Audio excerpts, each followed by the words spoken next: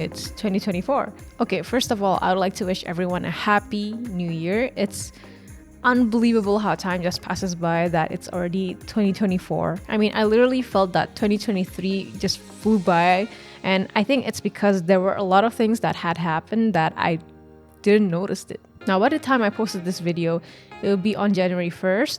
So it's that time of year again where people are starting to make their New Year's resolutions. And I was one of those people who didn't actually make any New Year's resolution until someone asks me. But having the time for myself, I figured that there's a goal that I'd like to achieve by the end of 2024. It's not that big, honestly, I think, but I would just like to share it here so I can look back to this video whenever I'm struggling, feeling lost, or discouraged. So before I say what it is, let's review back what happened last year.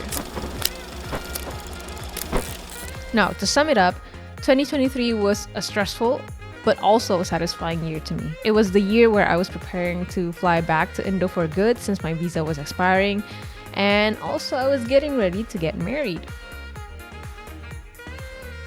So there were wedding preparations, and there were also a lot of things in between that I wasn't sure what's gonna happen. And I really don't like anything that's not clear. And by that, I mean things that you can't check on your own, or you don't know when you'll get the thing or when you'll be notified about it. So yeah, those kinds of stuff, I don't like it. And in addition to that, I was also stressed of having to leave SF after having stayed there for 8 years. I think I was mostly stressed about packing my stuff, because I really don't like packing. I mean, traveling is fine, but packing all of those stuff, making sure that everything is there, making sure that I have all of my stuff ready to go and everything like that. And it stresses me out whenever I feel like, oh, I left this one thing. Yeah, I don't like it. So there were stressful moments in 2023, but there were also happy moments, like being able to work at the third floor and digital domain. Now, even though the third floor was at 2021 and 2022, I still cut it in, and I'm super grateful for having that experience of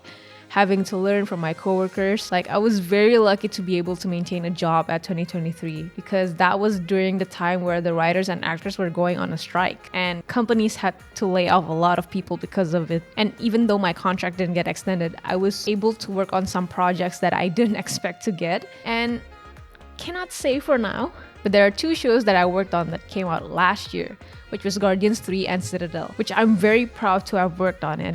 And I was super happy to have finally worked on something that other people could also enjoy. And Guardians 3 was my first show ever to appear in theaters, and it was also my very first Marvel project. So I was super excited when it finally came out in the theaters. And for Citadel, it's an Amazon TV show, so it's a series, and I was proud of it because I was given the opportunity to do the final animation on one shot.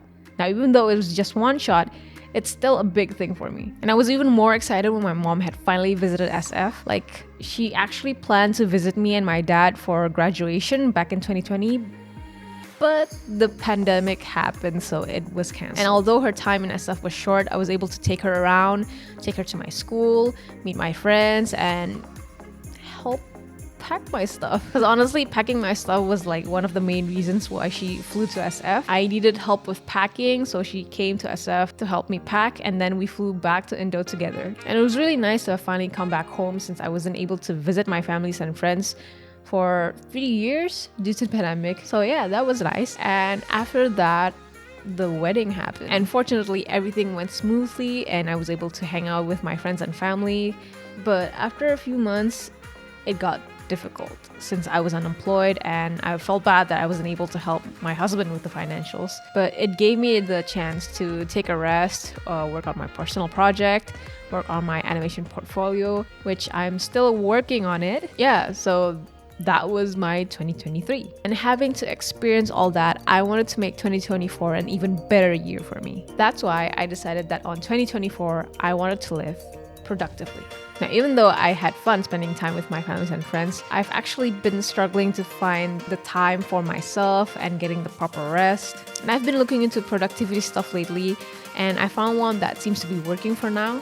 So hopefully in the future, being able to live productively will make me have more time to create content, make music, and make animation, and also maintain my health. Other than that, that's that. new chapter awaits.